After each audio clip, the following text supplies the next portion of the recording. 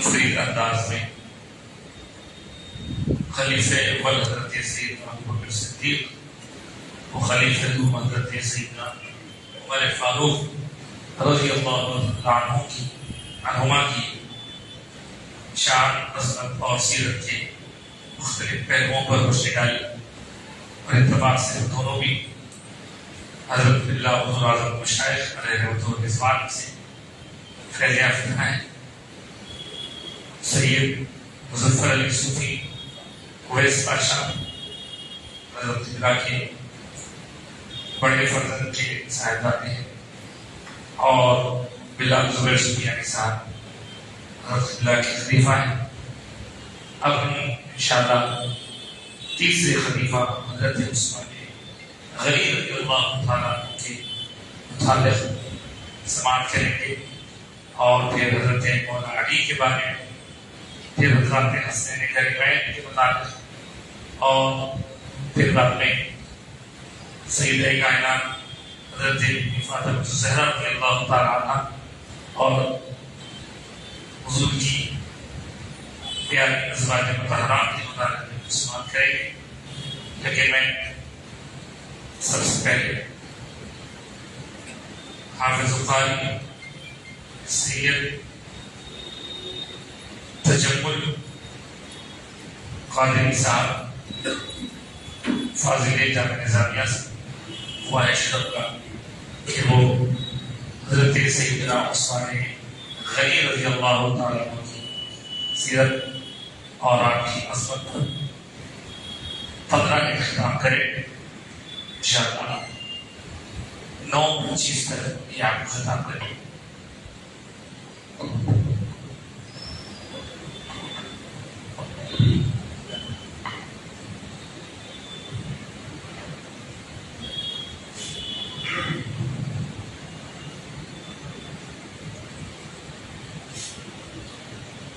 الحمدللہ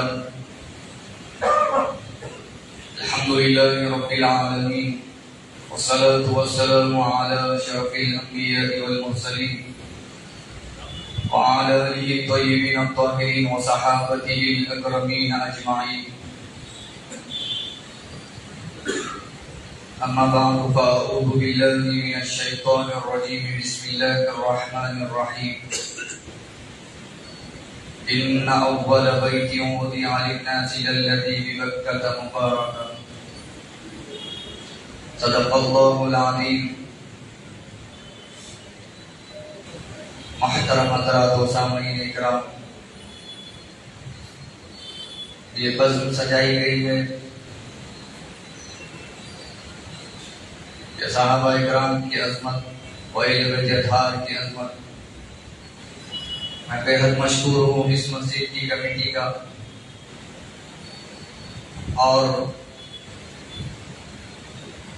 میں بے حد مشکور ہوں استاد گرامی کا کہ میں حضرت کے سامنے لب کشائی کرنے کے لائق تو نہیں ہوں، مگر حضرت نے مجھے حکم دیا ہے تو میں آپ کے سامنے حضرت فضائل عثمان غنی رضی اللہ تعالیٰ عنہ سنانے کی سعادت حاصل کروں گا۔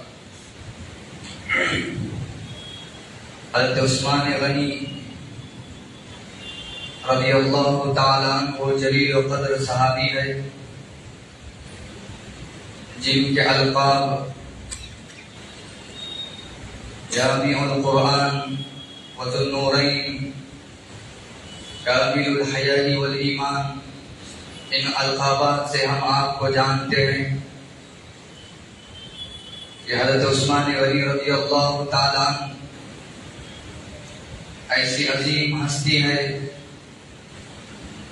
کہ جو آدم علیہ السلام سے لے کر نبی پاک علیہ السلام تک کسی کو یہ شرف حاصل نہیں ہوا کہ کوئی ایک نبی کی دو صاحبزادی کسی ایک فرد کے حق میں ہے۔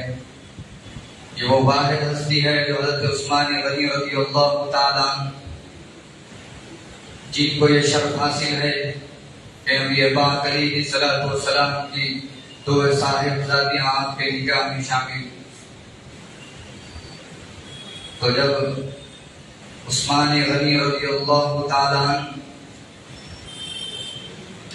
نبی پاک علیہ الصلوۃ والسلام کی ایک صاحبزادی کے انتقال کے بعد مغموم تھے، تو نبی پاک علیہ الصلوۃ والسلام حضرت عثمان غنی رضی اللہ تعالی عنہ سے ارشاد فرماتے ہیں، اے عثمان بتلاؤ تمہیں جس چیز کا غم ہے۔ تو حضرت عثمان غنی رضی اللہ تعالی عنہ عرض کرتے ہیں، یا رسول اللہ صلی اللہ علیہ وسلم مجھے اس چیز کا غم ہے کہ آپ سے جو مجھے نسبت تھی، جب آپ کی صاحبزادی کے انتقال کرنے کے بعد اس نسبت مجھ سے ٹوٹ گئی ہے۔ تو نبی پاک علیہ الصلوۃ والسلام حضرت عثمان غنی رضی اللہ تعالی عنہ کو ارشاد فرماتے ہیں کہ اے عثمان تم مغموم مت ہو، اللہ رب العزت نے جبریل امین علیہ الصلوۃ والسلام کو میرے پاس بھیجا اور کہا کہ میری اور ایک صاحبزادی آپ کے نکاح میں دو۔ یہ اللہ کا فرمان تھا کہ حضرت عثمان غنی رضی اللہ تعالی عنہ کو نبی پاک علیہ الصلوۃ والسلام کی دوسری صاحبزادی آپ کے نکاح میں اللہ رب العزت نے آپ کے نکاح میں دینے کا حکم دیا۔ تو اس طرح حضرت عثمان غنی رضی اللہ تعالی عنہ کی عظمت نبی پاک علیہ الصلوۃ والسلام نے حضرت عثمان غنی رضی اللہ تعالی عنہ کی شان کئی احادیث موجود ہے آپ کی عظمت و شان میں، مگر نبی پاک علیہ الصلوۃ والسلام حضرت عثمان غنی رضی اللہ تعالی عنہ سے جو آپ کا تعلق نسبت تھا، نبی پاک علیہ الصلوۃ والسلام اس اختصار کے ساتھ آگے بڑھتے ہوئے نبی پاک علیہ الصلوۃ والسلام نے حضرت عثمان غنی رضی اللہ تعالی عنہ سے بھی حیات کیے۔ تو کسی نے حضرت علی رضی اللہ تعالی عنہ سے پوچھا کہ حضرت عثمان غنی رضی اللہ تعالی عنہ کی عظمت و شان کے بارے میں، تو حضرت علی نے ارشاد فرمایا کہ عثمان وہ ہے جن کو ملائے اعلیٰ میں بھی ذوالنورین کہا جاتا، ان کا لقب یہ ہے کہ وہ دو نور والے ہیں جن کو فرشتے آسمانوں پر بھی ذوالنورین کے لقب سے پکارتے ہیں۔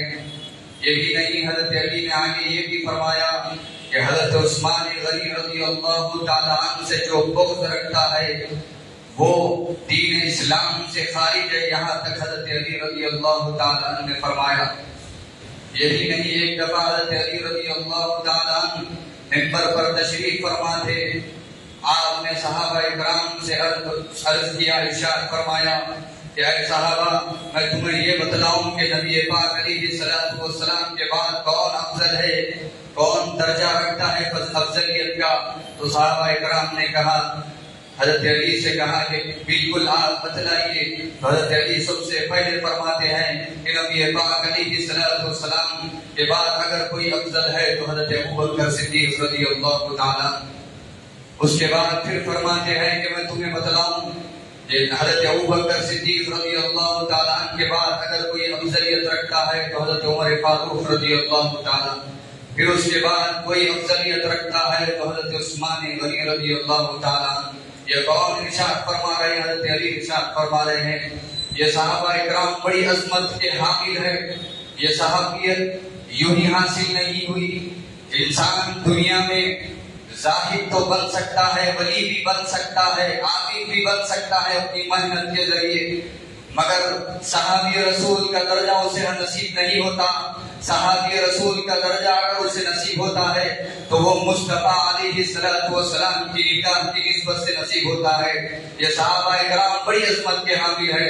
تو حضرت عثمان غنی رضی اللہ تعالی عنہ کی بڑی عظمت، بڑی فضیلت ہے۔ حضرت عثمان غنی رضی اللہ تعالی عنہ کے متعلق نبی پاک علیہ الصلوۃ والسلام جیش اسرا کے موقع پر نبی پاک علیہ الصلوۃ والسلام صحابہ کے درمیان فرماتے ہیں کہ کوئی دین اسلام کے لیے اپنا مال خرچ کرنے کے لیے تیار ہے تو حضرت عثمان غنی سب سے پہلے آگے بڑھ کر نبی پاک علیہ الصلوۃ والسلام کی بارگاہ میں 100 اونٹ پیش کرتے ہیں.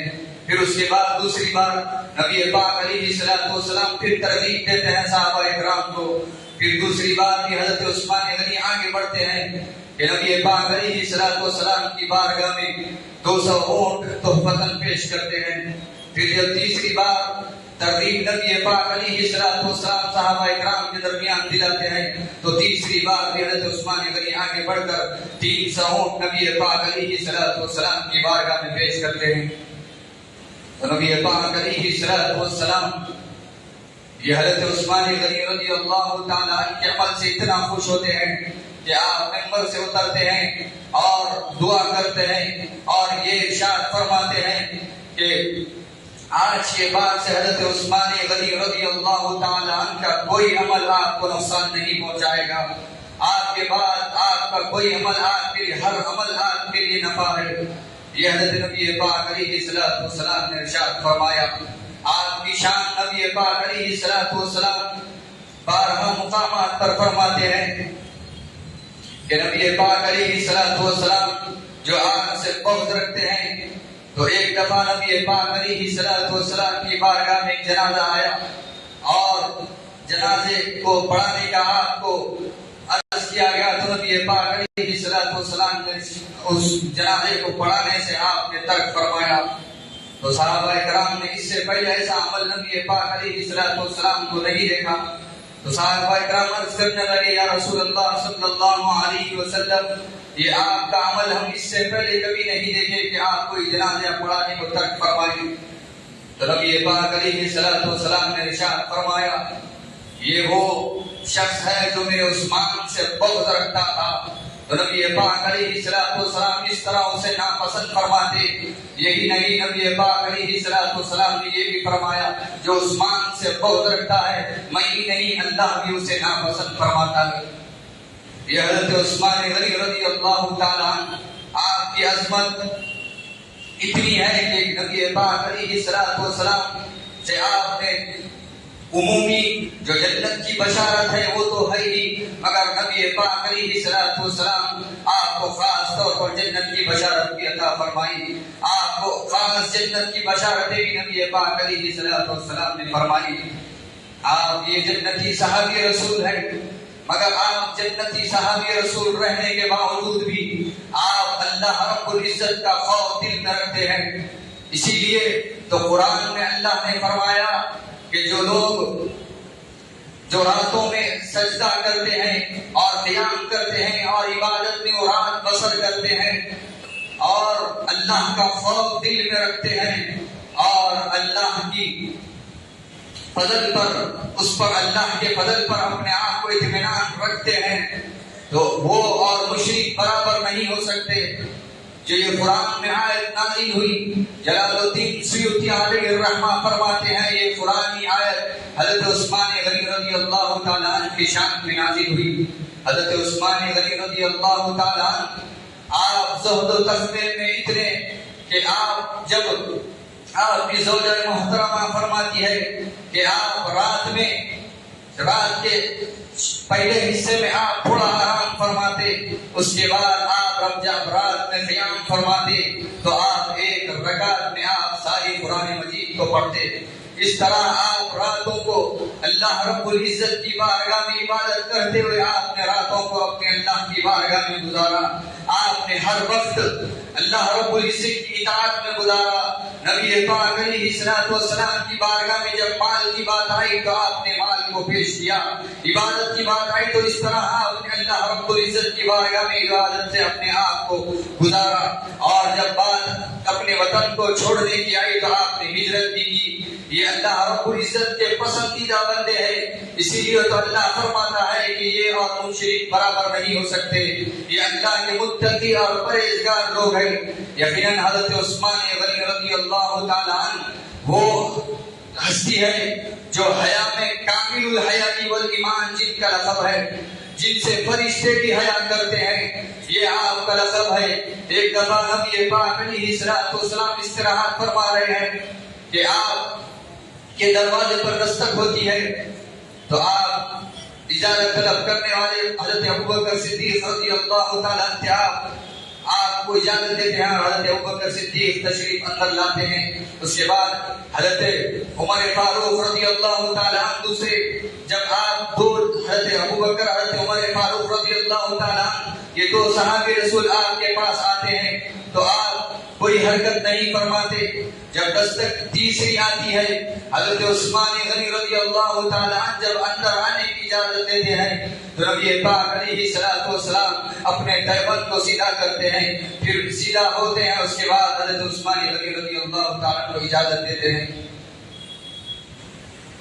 تو حضرت عائشہ صدیقہ رضی اللہ تعالیٰ عنہ عمل کو دیکھ کر صحابی کرام حضرت عثمان غنی رضی اللہ تعالیٰ عنہ کے جانے کے بعد پوچھتی ہے کہ یہ آپ کا عمل میں آج نیا دیکھی ہوں. تو حضرت نبی پاک علیہ الصلوۃ والسلام نے ارشاد فرمایا ہے عائشہ میں حضرت عثمان سے کیوں حیا نہ کروں، فرشتے بھی حضرت عثمان سے حیا کرتے ہیں. تو یہ آپ کی شان کو نبی پاک علیہ الصلوۃ والسلام بتلاتے ہیں. اس طرح آپ کی عظمت، آپ جب دین میں مال کی بات آئی تو آپ سب سے پہلے آگے بڑھتے ہوئے یہاں تک کہ نبی پاک علیہ الصلوۃ والسلام ارشاد فرماتے ہیں دین اسلام میں مال کی سب سے زیادہ جب ضرورت آئی تو حضرت عثمان غنی رضی اللہ تعالیٰ عنہ پیش رہے، اس میں آگے عثمان غنی رضی اللہ تعالیٰ عنہ رہے. دین اسلام میں آپ کا یہ مقام نبی پاک علیہ الصلوۃ والسلام کی بارگاہ میں آپ کو ذو النورین کے لقب سے پکارا گیا. کامل الحیاء والایمان، جو حیا کے پیکر ہے، اور ذو النورین کے لقب اور جامع القرآن، یہ آپ کے القابات ہے. اللہ رب العزت کی بارگاہ میں آپ کی بڑی عظمت و شوکت ہے، یہاں تک کہ اللہ رب العزت کی بارگاہ میں اللہ نبی پاک علیہ الصلوۃ والسلام یہ فرماتے ہیں کہ حضرت عثمان غنی رضی اللہ تعالیٰ عنہ کے متعلق ہاتھ اٹھا کر دعا کرتے ہیں کہ یا رب العالمین جب حساب کا وقت آئے گا، جب حساب و کتاب کی صفحے ہوگی تو یا رب العالمین حضرت میرے عثمان کو اس حساب کی صف میں مت ٹھہرانا. یہ دعا نبی پاک علیہ الصلوۃ والسلام حضرت عثمان غنی رضی اللہ تعالیٰ عنہ کے متعلق فرماتے ہیں. یہ عظمت حضرت عثمان غنی رضی اللہ تعالیٰ عنہ کی. آئیے ہم اللہ سے دعا کرتے ہیں یا رب العالمین جس طرح وہ حیا میں کامل تھے اللہ اس طرح ہمیں بھی حیا کرنے کی توفیق عطا فرما. الہ العالمین جس طرح وہ غنی تھے اس طرح ہمیں بھی غنی اور اس دین کے لیے بننے کی توفیق عطا فرما. الہ العالمین تیری اور تیرے حبیب پاک کی سچی اطاعت نصیب فرما. الہ العالمین صحابہ کرام و اہل بیت اطہار کی محبت ہمارے دلوں میں عطا فرما، سچی اطاعت ہمارے دلوں میں نصیب فرما. تیری اور تیرے حبیب پاک کی سچی محبت عطا فرما، دین پر اور شریعت پر چلنے والا بنا. الہ العالمین جو کہا گیا سنا گیا اس پر عمل کرنے کی توفیق عطا فرما. وآخر دعوانا الحمدللہ رب العالمین.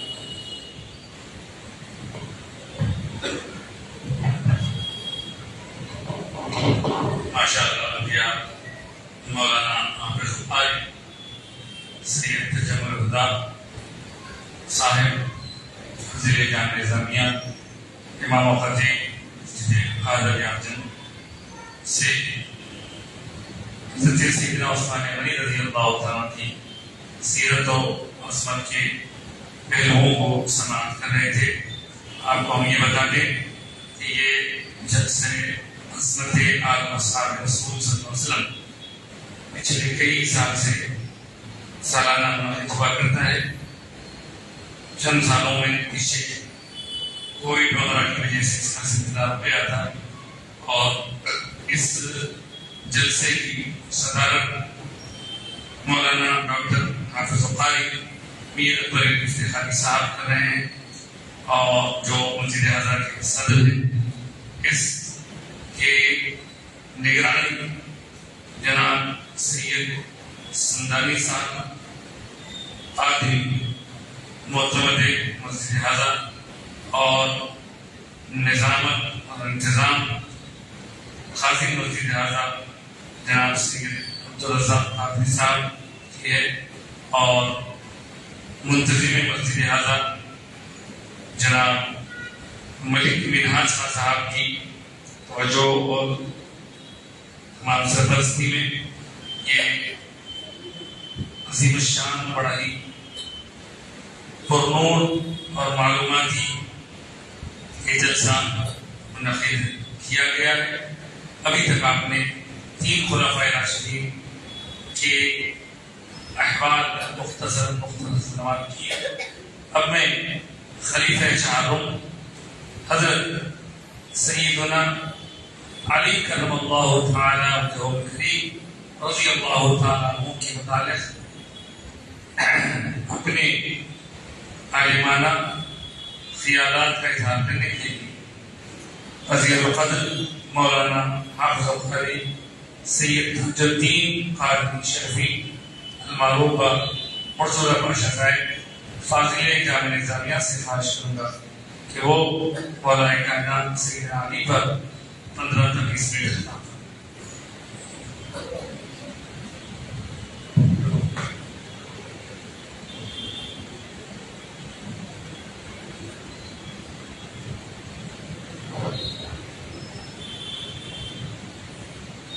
الحمد لله الذي ابدع الافلاك والارضين والصلاة والسلام على من كان نبيا وآدم بين الماء والطين وعلى آله الطيبين الطاهرين وأصحابه الأكرمين أجمعين، أما بعد، فأعوذ بالله من الشيطان الرجيم، بسم الله الرحمن الرحيم. ألا إن أولياء الله لا خوف عليهم ولا هم يحزنون الذين آمنوا وكانوا يتقون. قال عليه الصلاة والسلام: أنا مدينة العلم وعلي بابها، فمن أراد المدينة فليأت الباب. صدق صاحب الرسول. اساس وفا ہے صداقت علی کی، کمال نیابت خلافت علی کی، دیا امتحان پہلے بستر پر سو کر، ہوئی بعد میں خاص ہجرت علی کی، نبوت ولایت میں فصل ادب ہے، نہیں یوں ہی چوتھی خلافت علی کی. نبی کے لیے جینا مرنا ہو سیفی، میرے پاس ہے یہ وراثت علی کی. فضل رب العلا یا علی یا علی، آپ پر ہو گیا یا علی یا علی. کھول کر آنکھ دیکھا ہے پہلے پہل، چہرے مصطفیٰ یا علی یا علی. شیخ نشین پر تشریف فرما حضرت العلامہ مولانا ڈاکٹر سید شاہ مرتضی علی صوفی صاحب اللہ مدثر العالی اور تمام سامعین اکرام، السلام علیکم ورحمۃ اللہ وبرکاتہ. اللہ تعالیٰ کا یہ بڑا فضل و کرم ہے، اس کے حبیب کا احسان ہے کہ آج ہم اس متبرک محفل میں یہاں جمع ہوئے ہیں. یقیناً اللہ تعالیٰ اسی کو، اللہ تعالیٰ نے قرآن میں ارشاد فرمایا، اللہ جسے چاہتا ہے اپنی بارگاہ کے لیے چن لیتا ہے، کہ اللہ تعالیٰ انہی لوگوں کو ان محافل میں جمع کرتا ہے جن کو اللہ تعالیٰ توفیق دیتا ہے. مجھے حضرت اللہ کا حکم ہوا تھا کہ بیٹے آپ کو تقریر کرنی ہے، تو مولا کائنات کی ذات بابرکت پر کچھ کہنے کی سعادت حاصل کروں گا. اس سے پہلے میں آگے بڑھوں، ایک حدیث پاک آپ کے سامنے رکھوں گا. یہ حدیث پاک ابو داؤد میں ذکر ہے، مستدرک میں بھی اس کو ذکر کیا گیا، اور ایسے ہی حلیۃ الاولیاء میں بھی اس کی روایت موجود ہے، اور ایسے کئی کتابیں ہیں، 10-12 کتابیں ہیں مکمل کہ جس کے اندر یہ حدیث پاک موجود ہے. حضرت عمر بن خطاب رضی اللہ تعالیٰ عنہ سے روایت ہے، حضور پاک علیہ السلام نے ارشاد فرمایا کہ اللہ تعالیٰ کے کچھ ایسے برگزیدہ بندے ہیں کہ جو نہ انبیاء ہیں اور نہ شہداء. آگے فرمایا کہ قیامت کے دن انبیاء اور شہداء ان پر رشک کریں گے کہ اللہ تعالیٰ نے انہیں جو مقام و مرتبہ عطا کیا اس پر انبیاء اور شہداء اس پر رشک کریں گے. تمام صحابہ موجود تھے. سب نے عرض کی یا رسول اللہ کون لوگ ہیں وہ ہمیں بھی بتائیے. حضور نے ارشاد فرمایا کہ وہ ایسے لوگ ہوں گے کہ جو نور پر سوار ہوں گے اور وہ پر نور ہوں گے کہ ان پر کوئی خوف نہیں ہوگا جب سب کے سب خوف میں پڑے رہیں گے. پھر فرمایا کہ وہ غمزدہ نہیں ہوں گے جبکہ سب کے سب اس وقت غمگین رہیں گے. اس کے بعد حضور نے یہ آیت تلاوت فرمائی الا ان اولیاء اللہ لا خوف علیہم ولا هم یحزنون کہ اللہ کے جو اولیاء ہیں کہ ان پر نہ کوئی خوف ہوتا ہے اور نہ یہ غمزدہ ہوتا ہے. اگر میں کہوں کہ یہ کون ہے اولیاء اللہ، یہ غوث اعظم دستگیر ہے، یہ خواجہ خواجگان خواجہ غریب نواز ہے، یہ خواجہ بندہ نواز ہے. یہ تمام اولیاء اللہ کہ اللہ تعالیٰ نے ان کو ایسا مقام عطا کر دیا کہ اگر ان کے وسیلے سے اگر دعا مانگی جائے اور اخلاص کے ساتھ مانگی جائے اللہ تعالیٰ اس دعا کو قبول فرما لیتا ہے. یہ کون اولیاء اللہ ہے؟ کہ حضور کی امت میں ایسے لوگ پیدا ہوئے ہیں کہ ان کا یہ حال ہے تو سردار اولیاء کا کیا حال ہے، سردار اولیاء کی کیا شان و عظمت ہے، مولا علی مشکل کشا کی کیا شان و عظمت، آپ کی فضیلت و مناقب، حدیث پاک احادیث شریفہ کئی احادیث ہیں کہ جہاں حضور نے مولا کائنات کی فضیلت کو، آپ کے مرتبے کو سب کے سامنے آشکار فرمایا. تو سردار اولیاء کا کیا عالم ہوگا کہ جب آپ کے وسیلے سے دعا کی جائے. مولا علی مشکل کشا آپ کی اگر سیرت میں ہم نظر ڈالیں آپ کی محبت معلوم ہوتی ہے، کیسے آپ سے محبت ہو. آپ کی نماز کے بارے میں ہمیں معلوم ہوتا ہے آپ کی نماز کیسی تھی، آپ کی عبادات کے بارے میں معلوم ہوتا ہے، یہاں تک کہ آپ کا علمی مقام کو معلوم ہوتا ہے. جب ہم مولا کائنات کی سیرت کو پڑھتے ہیں، لوگوں سے، بڑوں سے، ہمارے بڑوں سے سنتے ہیں، علماء سے، مشائخین سے جب سنتے ہیں اور کتابوں میں جب پڑھتے ہیں. حضور علیہ السلام نے مولا کائنات کی اس فضیلت کے بارے میں فرمایا. حضور کا یہ ارشاد ہے انا مدینہ العلم وعلی بابها، میں علم کا شہر ہوں اور علی اس کا دروازہ. آگے فرمایا فمن اراد المدینہ فلیأتی الباب، کہ بس جو چاہتا ہے کہ شہر میں داخل ہو چاہیے کہ وہ دروازے سے داخل ہو. کئی احادیث حضرت جابر سے منقول، حضرت ابن عباس، کئی راویاں ہیں اس کے. آپ کا یہ مقام مرتبہ مولا کائنات نے خود ارشاد فرمایا. یہ حلیۃ الاولیاء میں حضرت ابو نعیم نے بھی اس حدیث کی روایت نقل کی. مولا کائنات بذات خود ارشاد فرماتے ہیں کہ قرآن کی ہر ایک آیت کے بارے میں اللہ تعالیٰ نے مجھے اس کا علم عطا کر دیا کہ وہ کہاں نازل ہوئے، کس بارے میں نازل ہوئی اور کب نازل ہوئی. آگے فرمایا کہ اللہ تعالیٰ، کیونکہ اللہ تعالیٰ نے، میرے رب نے مجھے ایسا سمجھنے والا دل عطا کر دیا اور میری زبان کو فصیح بنا دیا. پھر ایک اور روایت ملتی ہے ابن سعد الطبقات الکبریٰ میں لاتے ہیں حضرت ابو طفیل رضی اللہ تعالیٰ عنہ سے کہ مولا کائنات ارشاد فرماتے ہیں کہ آپ نے فرمایا قرآن کے بارے میں جو پوچھنا چاہتے ہو پوچھو. کہ اللہ تعالیٰ نے مجھے قرآن کی ہر آیت کا علم عطا کر دیا کہ یہ دن میں نازل ہوئی تھی یا رات میں نازل ہوئی، یہ پہاڑ میں نازل ہوئی یا میدان میں نازل ہوئی. آپ نے ایسی، آپ کی ایسی بابرکت ہستی کہ جہاں مولا کائنات کا اتنا مقام مرتبہ اتنا بلند ہے کہ آپ سب جانتے ہیں حضرت عبداللہ ابن عباس رضی اللہ تعالیٰ عنہ مفسر قرآن کہ جن کو حضور نے مفسر قرآن فرمایا. آپ کی تفسیر موجود کہ ہم سب استفادہ حاصل کرتے ہیں. اس سے پہلے میں آگے بڑھوں کہ حدیث پاک آپ کے سامنے رکھوں گا. حضور نے ارشاد فرمایا قرآنی جو علم ہے اس کے بارے میں فرمایا کہ تمام اب تک جتنے بھی نسخے یا صحائف جتنے بھی نازل ہوئے سب کے سب سورہ فاتحہ کے اندر موجود ہیں. ان سب کا علم سورہ فاتحہ کے اندر موجود ہے. پھر فرمایا اور سورہ فاتحہ میں جو کچھ ہے وہ سب کا سب بسم اللہ الرحمن الرحیم کے اندر موجود ہے. آگے فرمایا اور جو کچھ بسم اللہ الرحمن الرحیم کے اندر موجود ہے وہ بسم اللہ کی با میں موجود ہے. آگے فرمایا اور بسم اللہ کی با اس کے اندر جو کچھ ہے وہ سب کا سب یہ با کے نقطے کے اندر موجود ہے. مولا کائنات کا یہاں ارشاد ہے انا النقطۃ تحت البا، میں با کے نیچے کا وہی نقطہ ہوں، کہ میں وہی نقطہ ہوں جو با کے نیچے ہے. کہ اللہ تعالیٰ نے مجھے سب عطا کر دیا کہ تمام علوم کو، ایسا آپ کو دل عطا کر دیا کہ تمام کے تمام علوم آپ کے اندر آ گئے. اب جیسا میں نے کہا کہ حضرت ابن عباس رضی اللہ تعالیٰ عنہ کے بارے میں آپ ایک مرتبہ کا واقعہ ہے کہ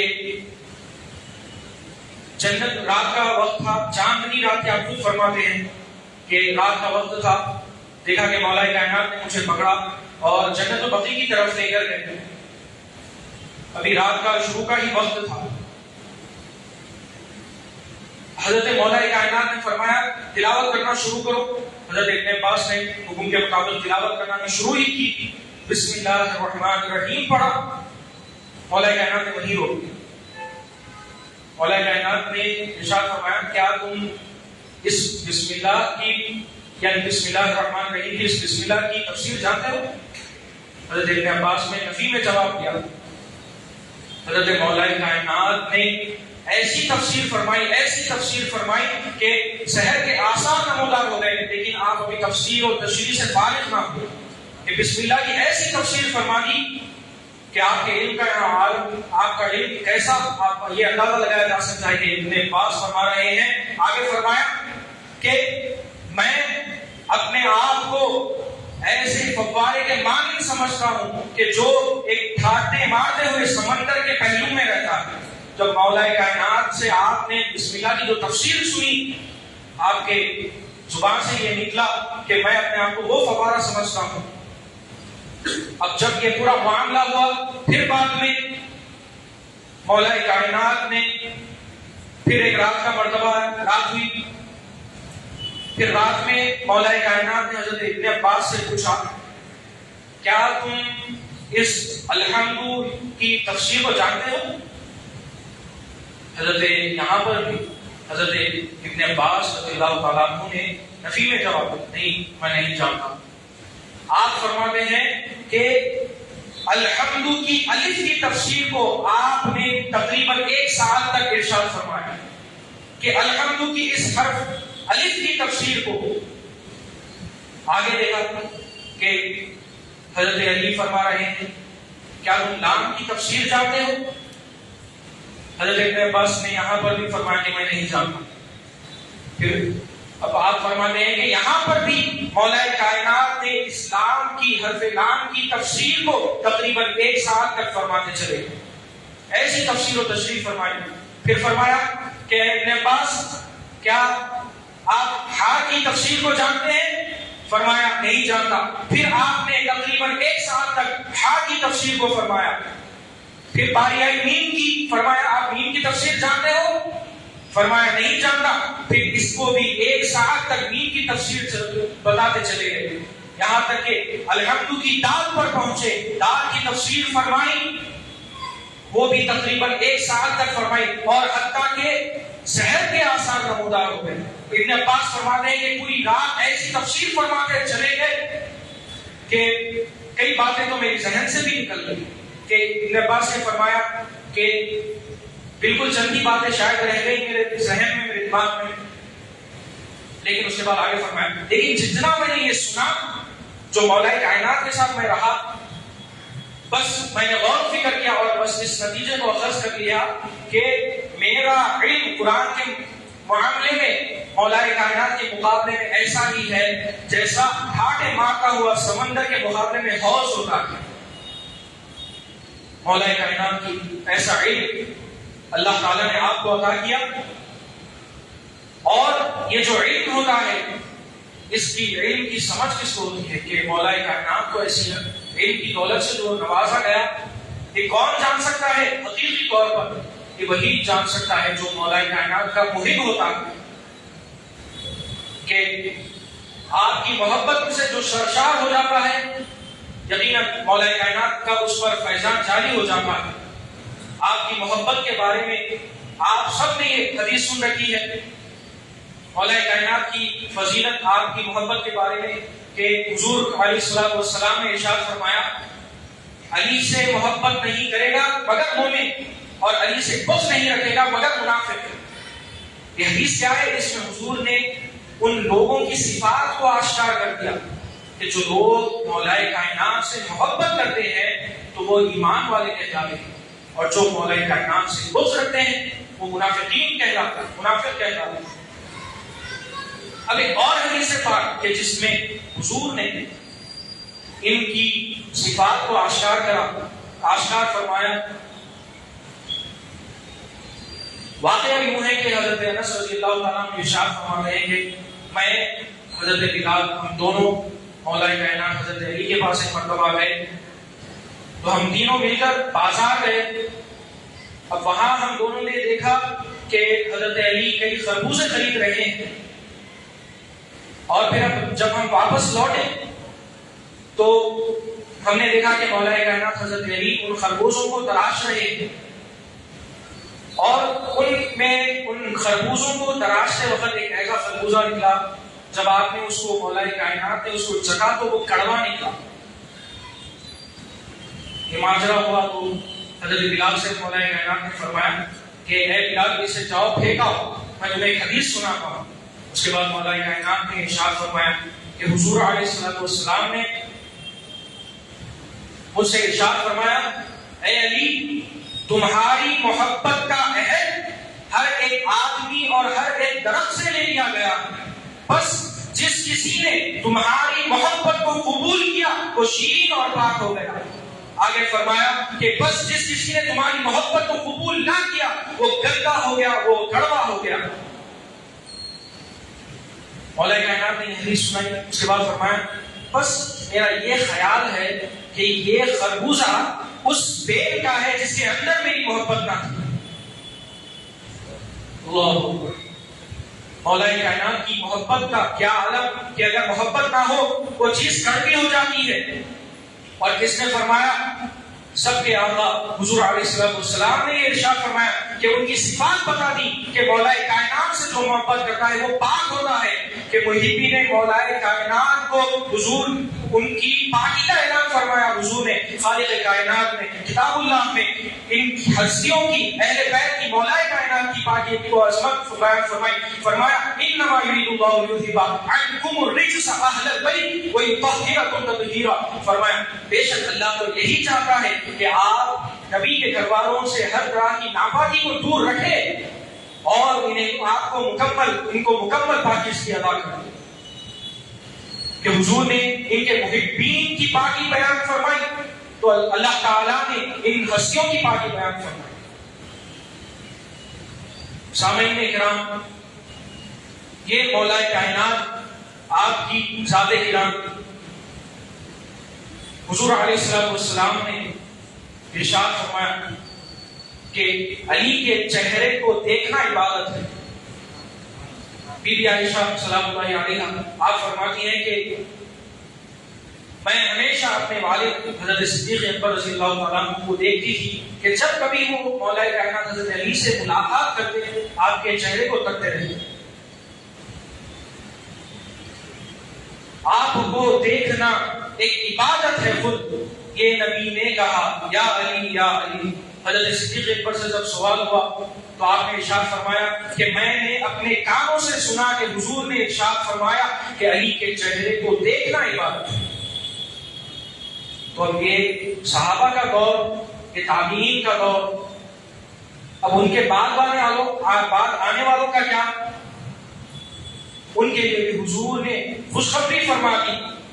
کنز الایمان کی یہ حدیث پاک ہے، حضور نے ارشاد فرمایا کہ یہ جو لوگ، اب یہ تو ان کے بارے میں خوشخبری ہو گئی، تو جو لوگ ان کی محفلوں کو سجاتے ہیں، ان کی محفلوں میں آتے ہیں، ان کی محفلوں میں واعظ و تقریر کرتے ہیں، سماعت کرتے ہیں، ان کے بارے میں کیا؟ حضور نے ارشاد فرمایا ذکر علی کی عبادت، کہ علی کا ذکر کرنا بھی عبادت ہے۔ یہ مولا کائنات کی فضیلت ہے۔ حضور نے اور ارشاد کہ انبیاء کا ذکر عبادت ہے اور صالحین کا ذکر گناہوں کا کفارہ ہے۔ تو مولا کائنات کی ہستی کو دیکھیں کہ جہاں حضور نے فرمایا مولا کائنات حضرت علی کے آپ کا ذکر کرنا عبادت ہے، تو وہی آپ کے ذکر کے ذریعے گناہوں کا کفارہ بھی ہو جاتا ہے۔ یہ مولا کائنات کو اللہ تعالیٰ کے فضل و کرم سے حضور کا یہ احسان کہ ایسی بابرکت عظمتوں سے نوازا گیا مولا کائنات کہ آپ کی جو ہستی ہے یقیناً اس ہم سب کے لیے مشعل راہ ہے۔ دعا فرمائیں الہی تو فیض نبی علیہ سلامت رہے کشتی ایمان کی، یہ بیما میرا رہے برقرار، عطا تیری رحمت کو پروردگار علیہ نبی والا ہو گیا۔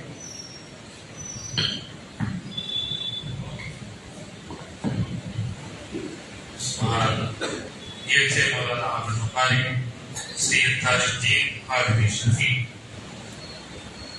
فاضل جامعہ نظامیہ، جو حضرت مولا کائنات کے فضائل و مناقب میں سے ایک بس علمی کمال پر گفتگو کر رہے تھے۔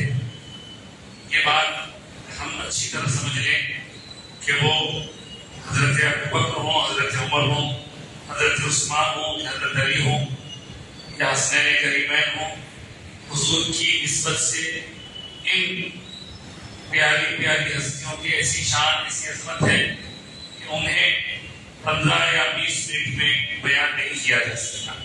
تفصیلی طور پر اگر بیان کرنے لگے تو کئی دن گزر جائیں، کئی سال گزر جائیں، لیکن ہم نے اس وزن کو میں اس لیے سجایا ہے تاکہ کچھ ذکر سن کر ہمارا ایمان تازہ ہو جائے، اور پورا تو سن نہیں سکتے لیکن کچھ سن کر ہمارے ایمان کو تسکین ملے۔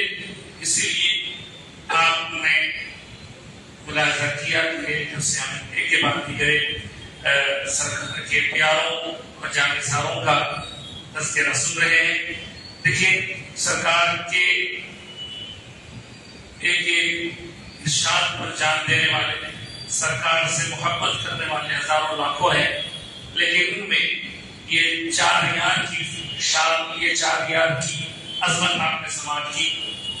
اب میں برخوردار حافظ سید اکبر علی صوفی قادری محمد پاشا سے خواہش کروں گا کہ اب ان کا ذکر کریں، جو سرکار کے چاہنے والے تو ہیں ہی، لیکن سرکار بھی انہیں بہت محبت کرتے ہیں، سرکار بھی انہیں چاہتے ہیں۔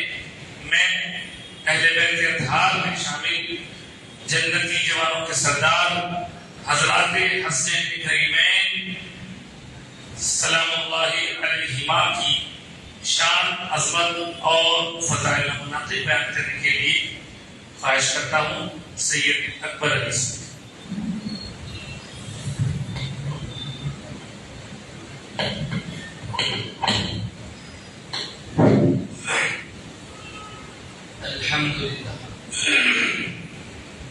الحمد لله وكفى والصلاة والسلام على رسوله وحبيبه سيدنا محمد المصطفى وعلى آله سفينة النجاة وأصحابه نجوم الهدى وأولياء أمته مصابيح الصدق والصفاء، أما بعد، فقال الله تعالى في الكتاب القديم والخطاب العظيم: أعوذ بالله من الشيطان الرجيم، بسم الله الرحمن الرحيم، إنما يريد الله ليذهب عنكم الرجس أهل البيت ويطهركم تطهيرا، صدق الله مولانا العظيم وصدق رسوله النبي الأمين المتين الكريم، ونحن على ذلك لمن الشاهدين والشاكرين والحمد لله رب العالمين. وقال الله تبارك وتعالى في شان عظمة حبيبه ورسوله: إن الله وملائكته يصلون على النبي يا أيها الذين آمنوا صلوا عليه وسلموا تسليما. اللهم صل على سيدنا وسندنا وشفيعنا وحبيبنا ومولانا محمد وعلى آله وأصحابه أجمعين. شہنشین پر جلوہ فرما، تقدس مآب والدی و مربی و مولائی حضرت خطا مدظل العالی دامت برکاتہ متعالیہ اور دیگر حاضرین و سامعین، السلام علیکم ورحمۃ اللہ وبرکاتہ۔ آج کا بڑا پرنور ماحول ہے، آج کی یہ ایسی منور بزم ہے کہ جس میں سید عالم رسول اکرم صلی اللہ تعالی علیہ وآلہ وسلم سے نسبت رکھنے والوں کا ذکر ہو رہا ہے۔ ایک طرف سرکار کی اہل بیت ہے، سرکار کے گھر والے ہیں، سرکار کے پیارے ہیں، تو دوسری طرف سرکار کے صحابہ، سرکار کے در والے ہیں۔ سرکار کو ان سے بھی محبت ہے، سرکار کو ان سے بھی محبت ہے۔ سرکار اہل بیت کی شان بھی ہم کو احادیث شریفہ میں کثرت سے ملتی ہیں، اور صحابہ کرام سے متعلق بھی حضور نے اپنے صحابہ کی شان اور عظمت بیان کرتے ہوئے اپنی زبان اقدس کو کھولا، اور پھر محفوظ کرنے والوں نے ایسا محفوظ کیا کہ اللہ تبارک و تعالیٰ کا جو نظام ہے، ایک تو کلام پاک ہے، کلام الہی قرآن کریم ایک طرف ہے، تو دوسری طرف حضور کے ہر نکلے ہوئے زبان اقدس کے ہر قول کو لوگوں نے محفوظ کیا۔ تو ان اقوال معتبرہ میں ہم کو اہل بیت اطہار کی شان بھی ملتی ہے، صحابہ کرام کی شان بھی ملتی ہے، اور ان دونوں کی جو عظمتیں ہیں، اگر میں یہ کہوں تو بے جانا ہوگا، یہ ساری جو عظمتیں اہل بیت کو حاصل ہے، یہ ساری جو عظمتیں اصحاب کبار کو حاصل ہے، وہ کسی اور وجہ سے نہیں، سرکار کی نسبت کی وجہ سے حاصل ہے۔ سرکار کی نسبت نے ان کو اتنا بلند و بالا کر دیا کہ اللہ اکبر، جیسے آپ سماعت کر رہے تھے۔ اب میں اپنے موضوع کی طرف آتا ہوں۔ آج مجھے یہ حکم ہوا ہے کہ حضرات حسنین کریمین کی شان میں کچھ کہہ کر اپنے آپ کو منور کر دوں، اور آپ حضرات کو بھی منور کر دوں، کیونکہ یہ وہ ذکر ہے، یہ وہ ذکر جمیل ہے، ان لوگوں کا ذکر ہو رہا ہے کہ سرکار کائنات علیہ الصلوۃ والسلام جن سے بے انتہا محبت فرمایا۔ ہم صحابہ کرام کو دیکھتے ہیں کہ عجیب و غریب ان کی کیفیات ہے، عجیب و غریب ان کی حالت ہے کہ سرکار پر جان نثاری کے لیے، سرکار پر اپنی جان کو لٹانے کے لیے بھاگے بھاگے آتے ہیں، دوڑے دوڑے آتے ہیں۔ سرکار پر چلنے والے تیر کو جنگ کے سارے واقعات معلوم ہے، سامنے آ کر لیتے ہیں۔ یہ ان کی محبت کا انداز ہے۔ سرکار سے وہ لوگ اس طرح اٹوٹ محبت کرتے ہیں، اور سرکار بھی ان سے ویسے محبت کرتے ہیں۔ لیکن یہ جو حسنین کریمین سے سرکار کی محبت ہے، یہ بالکل مختلف ہے۔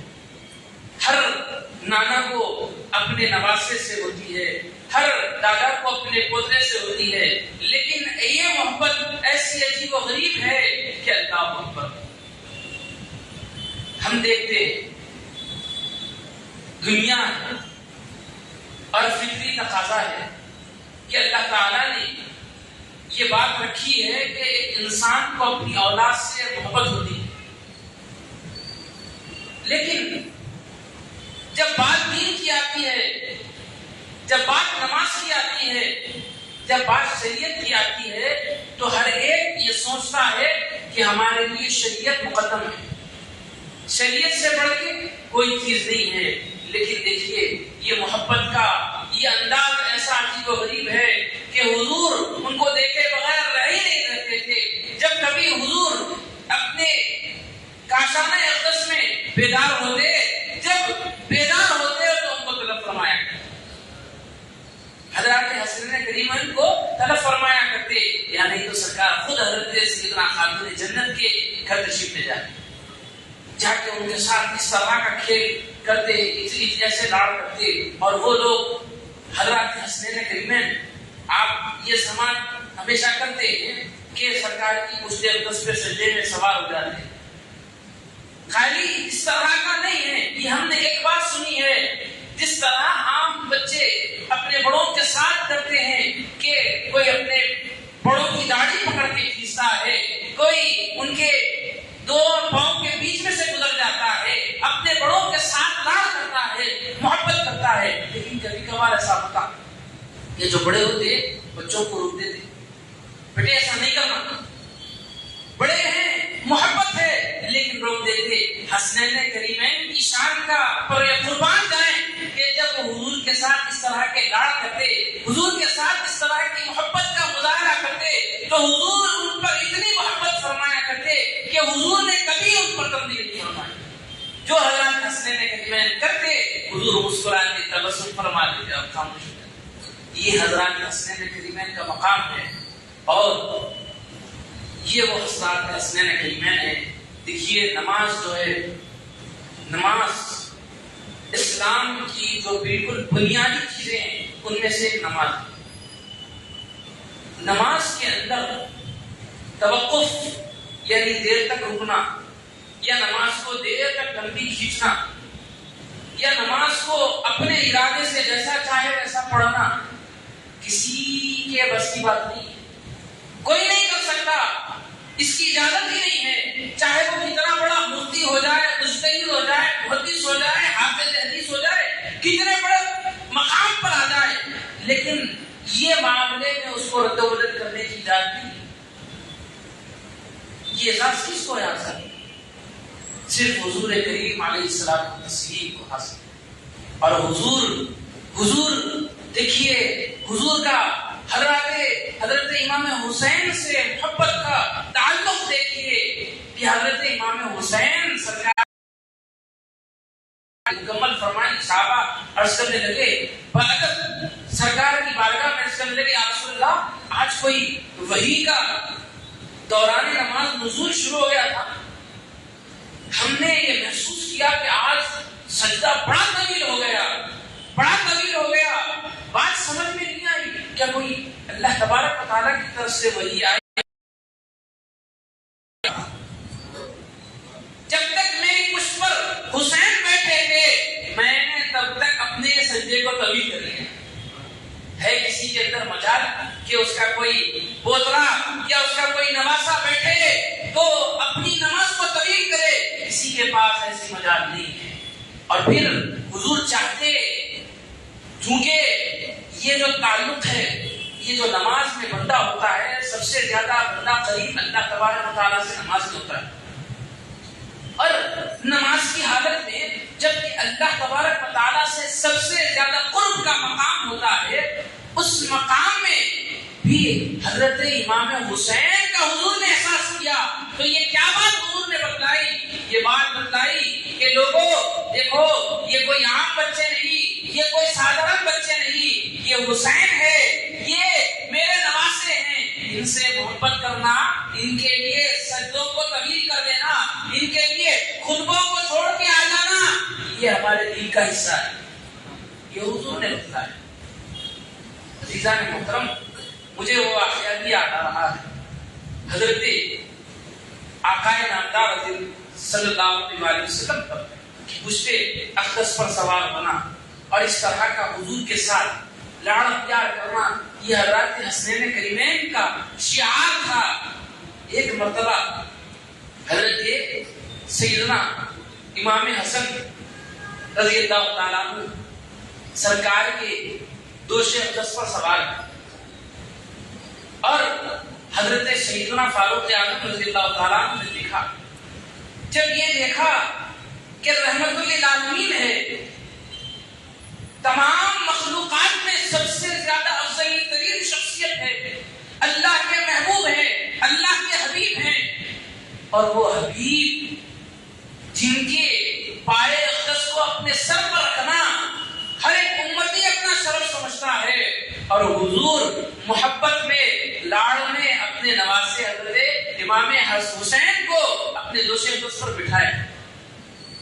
یہ جب منظر حضرت فاروق اعظم نے دیکھا، دیکھیے حضرت فاروق اعظم نے جب یہ منظر دیکھا اور کہا، شہزادے مبارک ہو، کیا سواری پائی ہے؟ تو حضور نے فوراً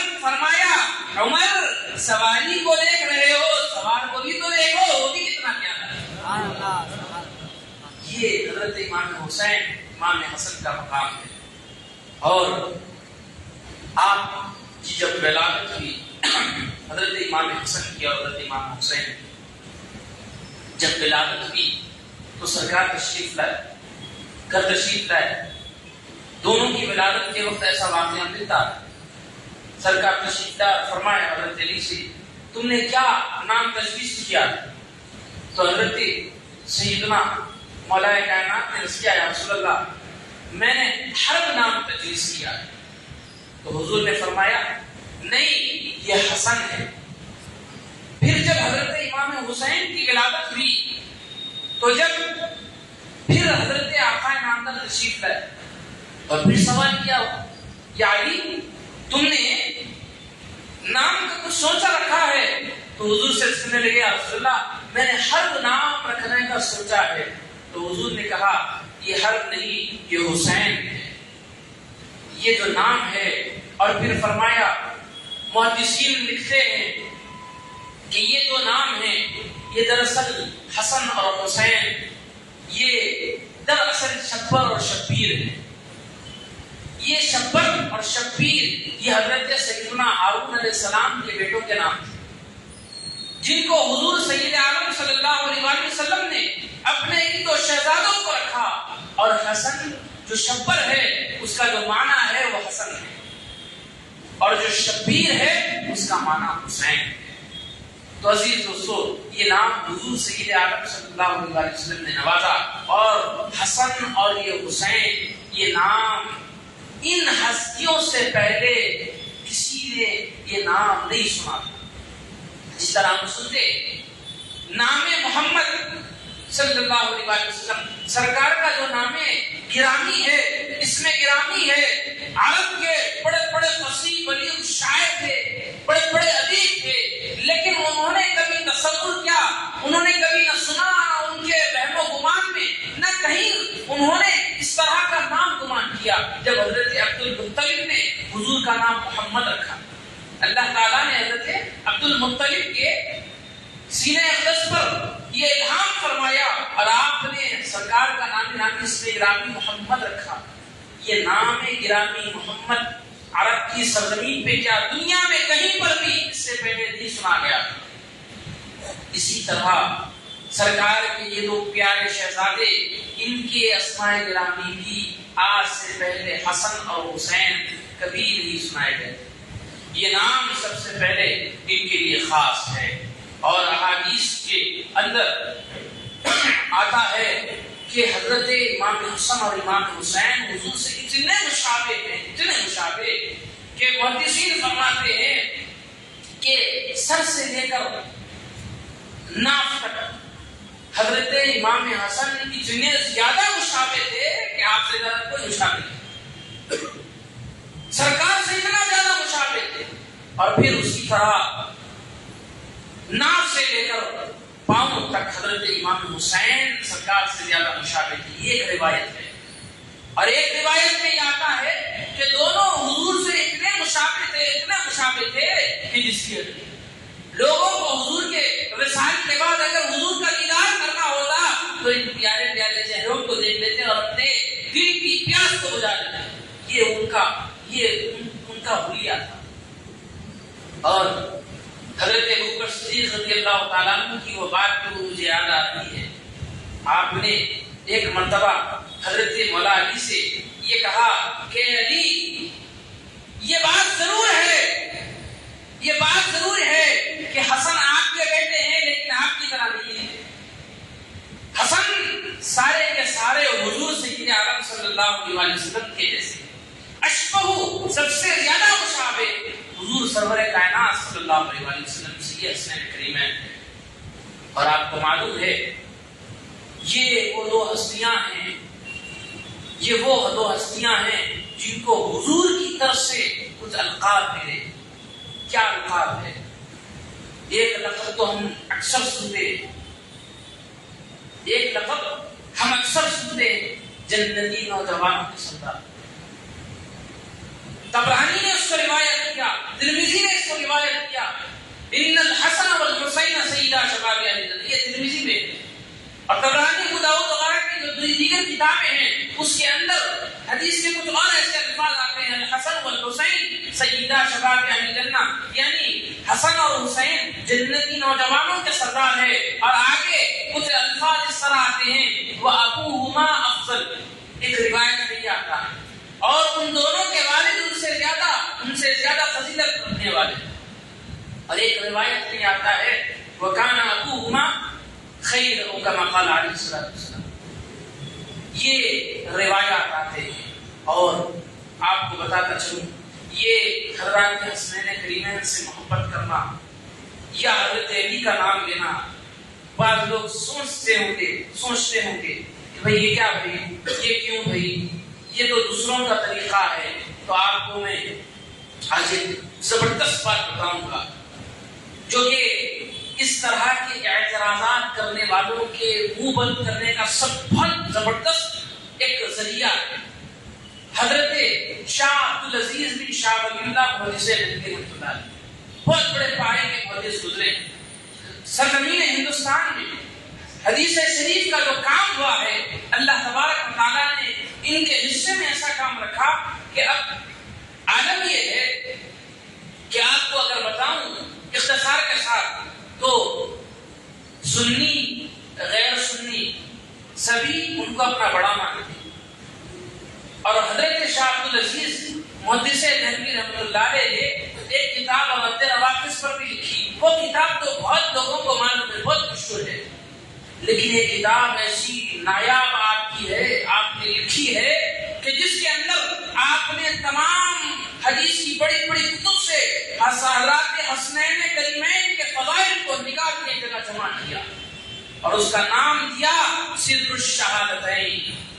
اس کتاب کے اندر حضرت شاہ عبدالعزیز محدث دہلوی رحمۃ اللہ علیہ نے بہترین انداز میں ساری احادیث کو بیان فرمایا جو حضرت امام حسن اور حضرت امام حسین رضی اللہ تعالیٰ عنہ وعلیہ السلام کی شان میں نازل. تو عزیز دوستو، یہ وہ شاہ عبدالعزیز ہیں جنہوں نے ان روافظ کو بڑی سختی کے ساتھ ان کے خلاف آپ کے باضابطہ رسالے ہیں.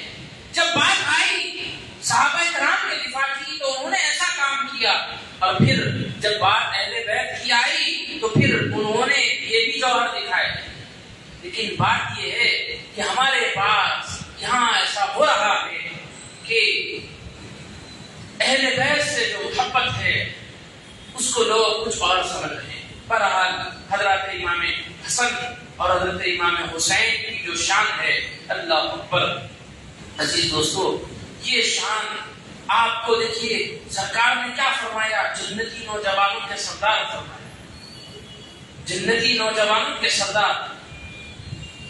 یہ اعزاز، یہ مقام، یہ مرتبہ آپ کو اللہ تبارک و تعالیٰ نے عطا فرمایا. اور حضرت سیدنا امام حسن اور حضرت سیدنا امام حسین رضی اللہ تعالیٰ عنہما کی تکلیف ذرا برابر حضور کو برداشت نہیں. اگر کبھی حضور یہ محسوس کرتے کہ حضرت امام حسن اور حضرت سیدنا امام حسین کسی وجہ سے رو رہے ہیں، کسی وجہ سے تڑپ رہے ہیں، تو حضور تڑپ جاتے. حضور فرماتے میرے حسین کو کیا ہوا، حسین کیوں رو رہے ہیں، ان کی کیا کس وجہ سے وہ رو رہے ہیں، جس وجہ سے رو رہے ہیں ان کو فوراً خوش کیا جائے. یہ حضور کا مطالبہ ہوتا ہے. عزیز دوستو، ایک سفر کے دوران جب پانی کی قلت ہوئی، تمام قافلے کے پاس سے پانی ختم ہو گیا، اور پھر اس وقت اس سفر میں حضرت سیدنا امام حسین امام حسن بھی شامل تھے. پیاس کی شدت اتنی بڑھ گئی کہ حضرت امام حسین رونے لگے، پانی کے لیے تڑپنے لگے. تو سرکار دو عالم صلی اللہ علیہ وسلم کو تڑپ دیکھی نہیں.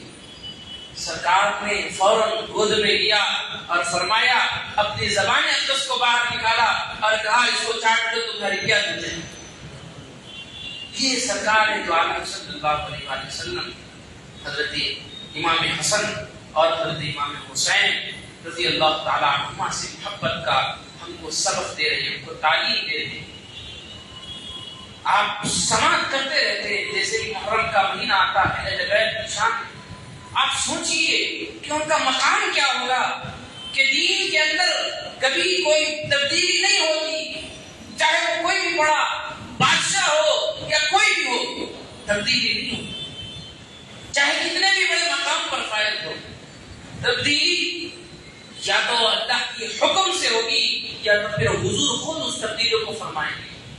اور پھر حضور نے تبدیلی کر کے بتایا کہ یہ لوگ کتنے اہم ہے، کہ دیکھو اگر ان کو تکلیف ہو رہی ہے، میں جمعے کا خطبہ دے رہا ہوں، خطبہ اہم ہے، خطبہ دے رہا ہوں، اور اگر وہ لڑکھڑاتے ہوئے آئیں تو پھر میں خطبہ بھی تک کروں گا، ان کو اٹھاؤں گا اور ان کو پہلے سنا دوں گا۔ سرکار دو عالم صلی اللہ علیہ وسلم نے یہ اہمیت دکھائی ہے۔ عزیز دوستو، حضرات امام حسن اور حضرت امام حسین کی شان یہ ہے کہ آپ کو حضور سید عالم صلی اللہ علیہ وآلہ وسلم نے یہ مقام دیا، یہ مرتبہ دیا کہ آپ نے نبی ساری تفصیلات کو مختصراً سماعت کیا۔ انہی چند کلمات پر میں اللہ تبارک و تعالیٰ سے دعا کرتے ہوئے اپنی بات کو ختم کرتا ہوں کہ رب تبارک و تعالیٰ حضرات امام حسن اور حضرت امام حسین رضی اللہ تعالیٰ عنہ علیہ السلام سے سچی پکی پاک محبت کرنے والا بنا۔ رب العالمین تیرے حبیب اپنے لاڈلوں سے جو محبت فرمایا کرتے، جو ایک انوکھا انداز تھا، رب العالمین وہ انداز وہ ہم کو کیا بتا، ان کی شان بتاتا ہے کہ وہ کس شان کے حامل ہیں۔ رب العالمین وہ شان ان کو تو نے عطا فرمائی ہے، ان کے صدقے میں یہاں پر جو امت مسلمہ پر چاروں طرف سے ظلم و زیادتی ہو رہی ہے، رب العالمین غیب سے ان کی مدد فرما۔ وآخر دعوانا الحمدللہ۔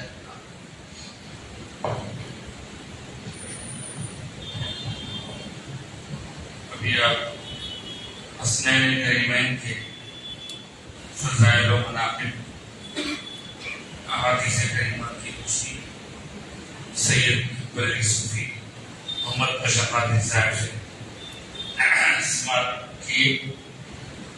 ہمارا یہ آج کا جلسہ اختتام کے قریب ہے۔ جیسا کہ آپ جانتے ہیں، اہل سنت و جماعت کے مساجد میں جمعہ کے دن جب خطیب خطبہ پڑھتے ہیں تو پہلا خطبہ تو قرآنی آیات اور دیگر احکام پر مشتمل ہوتا ہے، اور دوسرا خطبہ جس میں درود شریف والی آیت ہوتی ہے، اور پھر درود شریف کی آیت کے تحت میں حضرت ابوبکر، حضرت عمر، حضرت عثمان، حضرت علی کا ذکر جمیل ہوتا ہے، اور ساتھ ہی ساتھ حسنین کریمین کا نام لیا جاتا ہے، اور سیدہ کائنات فاطمہ الزہرا رضی اللہ تعالیٰ عنہا کا بھی اس میں گرامی لینے کی سعادت حاصل کی جاتی ہے۔ اور یہ طریقہ کئی سو سال سے جاری ہے۔ ایک زمانہ وہ بھی تھا جب خطبوں میں اہل بیت کے نام لے کے گالیاں دی جاتی تھی، اس سلسلے کو ختم کیا حضرت عمر بن عبدالعزیز نے، اور جب سے یہ سنیوں کا طریقہ ہے، مگر دیکھا جا رہا ہے کہ بہت سے مقامات سے خطبوں میں اہل بیت کا نام لینے کی روایت ختم ہوتی جا رہی ہے۔ ہمارا یہ جلسہ خاص طور سے اہل سنت کی پہچان بتانے کے لیے کہ اہل سنت صحابہ سے، خلفائے راشدین سے بھی اور سرکار کے گھرانے سے بھی محبت کرتے ہیں۔ جب تک یہ دونوں کی محبت نہ ہو تب تک کوئی آدمی صحیح معنی میں مسلمان، صحیح سنی مسلمان نہیں ہو سکتا۔ ہمارے حضرت قبلہ ایک مثال کے ذریعے اکثر فرمایا کرتے کہ جیسے ایک پرندے کو اڑنے کے لیے دو پر ضروری ہے، اسی طرح ایک سنی مسلمان حضور سے نسبت رکھنے والی دو شخصیات سے محبت کرتے ہیں۔ ایک پر محبت اہل بیت کا ہے، دوسرا پر ادب و احترام صحابہ کا ہے۔ اس ایک کے بھی چھوڑنے پر ایمانی پرواز ممکن نہیں ہے۔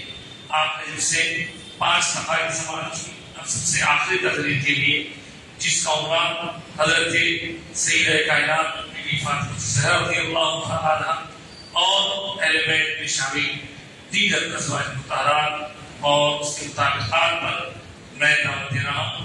جوان صاحب طالب علم حافظ بخاری محمد فیضان احمد خلیل صاحب سے جو امام و خطیب ہے مسجد رحیمیہ کے، میں ان سے خواہش کروں گا کہ وہ 15 منٹ میں اپنی بات کو مکمل کریں.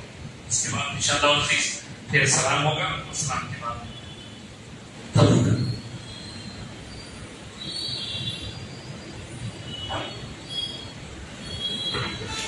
الحمدللہ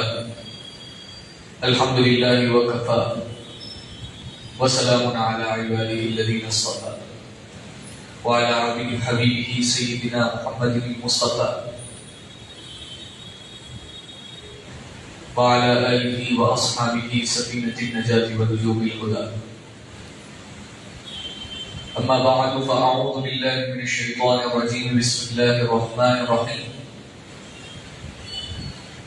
قل لا أسألكم عليه أجرا إلا المودة في القربى.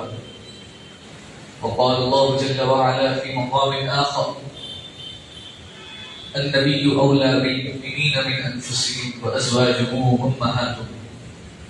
صدق الله العظيم. استاد محترم، مربی و مشرقی، سادات اکرام، بزرگان ملت، حاضرین ذوی احترام، السلام علیکم ورحمۃ اللہ وبرکاتہ. آپ تمام بخوبی واقف ہیں جب سے مقرر اکرام کی تقاریر اور استاد محترم کی سرپرستی اس بات کی گواہی دے رہی ہے کہ اہل سنت کا بلکہ جمیع مسلمین کا حقیقی جو منہج اہل بیت و صحابہ رضوان اللہ علیہم اجمعین کی محبت و مودت سے معمور ہے، اس کا حقیقی نقشہ اختصار کے ساتھ پیش کیا جا رہا ہے. میں بھی حسب حکم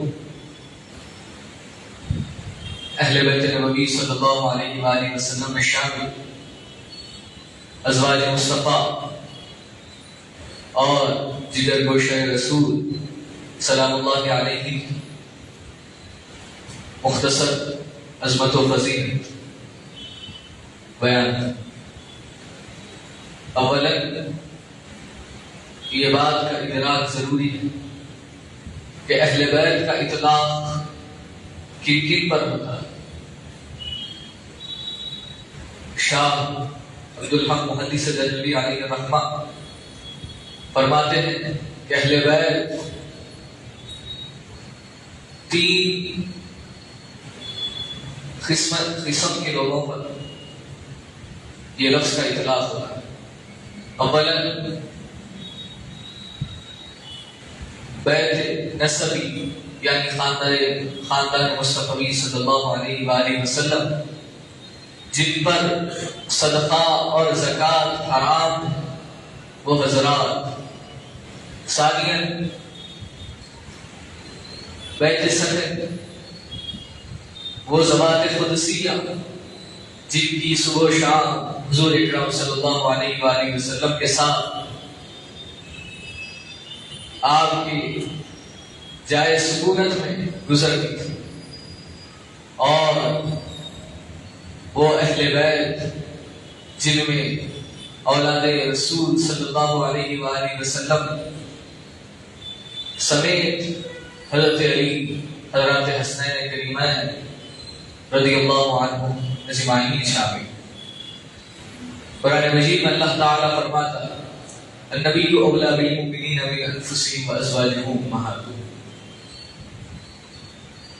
یہ تمہارے نبی اے مومنوں تمہاری جانوں سے زیادہ تمہارے عزیز و قریب ہے، تمہاری جانوں سے زیادہ عزیز تر یہ محمد عربی صلی اللہ علیہ وآلہ وسلم کی ذات ہے اور آپ کی ازواج مطہرات، ازواج طاہرات مومنوں کی مائیں. یہ قرآن مجید کی نص قطعی کہہ رہی ہے. آپ ہم بچپن سے سنتے آ رہے ہیں ان الجنت تحت رجلها، یا دیگر الفاظ میں الجنت تحت اقدام الامہات، بے شک جنت ماؤں کے قدموں کے نیچے ہے. یہ ارشاد نبوی صلی اللہ علیہ وآلہ وسلم مسلمان کا بچہ بچہ اپنے لبوں سے ادا کرتا ہے. تو یہاں پر جب حقیقی ماں کا یہ مقام، یہ مرتبہ، یہ عز و شان اللہ تبارک و تعالی نے اپنے حبیب کریم صلی اللہ علیہ وآلہ وسلم کے طفیل سے بیان کی، تو پھر وہ مائیں جن کو قرآن میں مومنین کی مائیں کہا، وہ ذوات قدسیہ جو مومنین کی ایمانی مائیں ہیں، پھر ان کی عز و شان، ان کی عظمت و فضیلت کس قدر اعلیٰ و عرفہ ہوگی، اور مومنین پر ان کا ادب، ان کی تعظیم کس قدر لازم ہے. قرآن مجید میں دوسری ہے کہ اللہ تعالیٰ فرماتا ہے یا نساء النبی لستن کاحد من النساء، کہ اے نبی کی بیویوں تم دنیا کی دیگر عورتوں کی طرح نہیں. یعنی یہاں پر اللہ تبارک و تعالی نبی اکرم صلی اللہ علیہ وآلہ وسلم کی امت کی ماؤں سے خطاب کر رہا ہے اور کہہ رہا ہے کہ اے نبی کی بیویوں، بے شک دنیا کی تمام دیگر عورتیں ایک طرف، اور آپ کی شان، آپ کی عظمت، آپ تمام کی فضیلت وہ دنیا کی تمام دیگر عورتوں سے عرفہ و اعلیٰ. یہ قرآن مجید کا پیغام ہے. یا نساء النبی لستن کاحد من النساء، یہ کاحد من النساء اسی بات پر دلالت کرتا ہے.